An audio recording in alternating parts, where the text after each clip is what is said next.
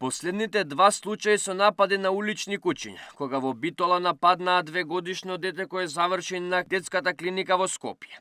И скопјанка која преку објава на социјалните мрежи објави фотографии од повреди здобиени од глутница куќиња. Повторно ги актуализира прашањата: чива одговорност се уличните куќиња? Кој ги штити граѓаните? И кој треба да го решава овој проблем, кој секоја година, наместо да се решава, станува се поголем? Одговорноста за куќињата бездомници кои што прават штета на граѓаните ја сноси општината и јавно претпријатие кој што треба да заловува и да се грижи за куќињата.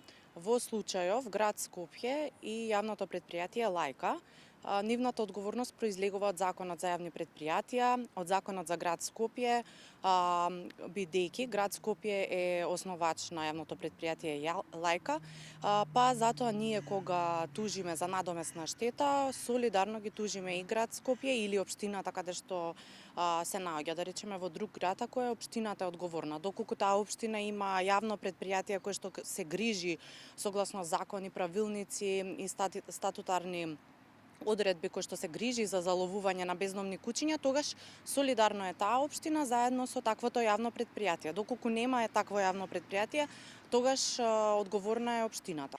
Голем е бројот на граѓани кои бараат правна помош за покренување судска постапка за барање надомесна штета, вели адвокат Наташа Стаменова.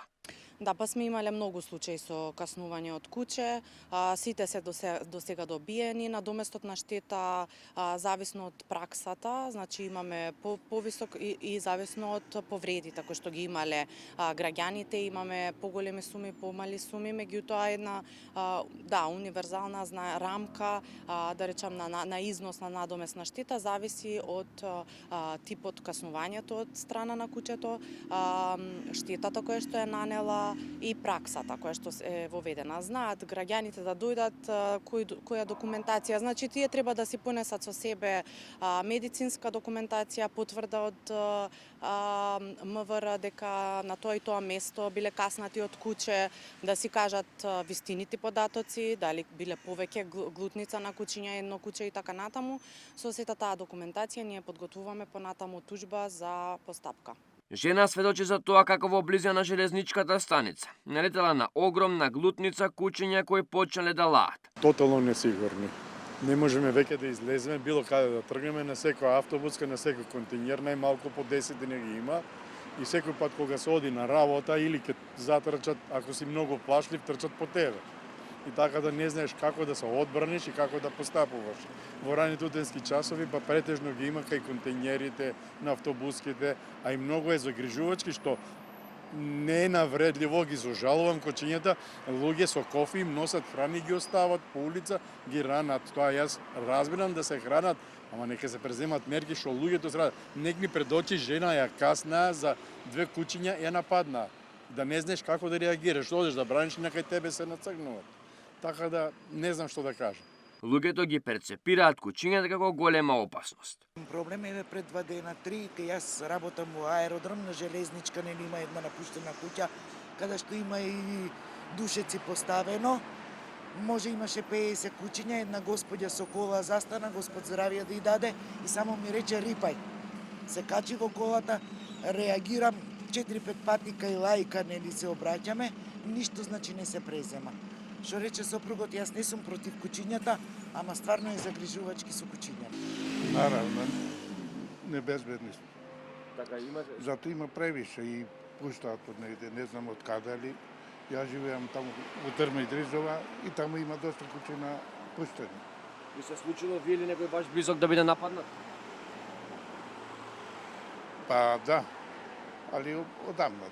Адвокат Стаменова се приклучува на апелот на граѓаните.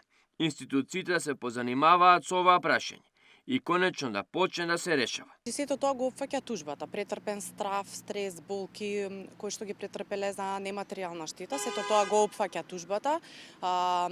Сето тоа граѓанинот може да го бара против општината за несовесно работење, односно незаловување на време на бездомните куќиња. И сега апелирам значи до јавните институции сериозно да се занимаваат со ваквиот проблем со бездомните куќиња, бидејќи ова не е единствен изолиран случај, се повторува веќе тоа што се случува на мали деца, чинам дека беше 2-годишно дете, многу ја потресе јавноста.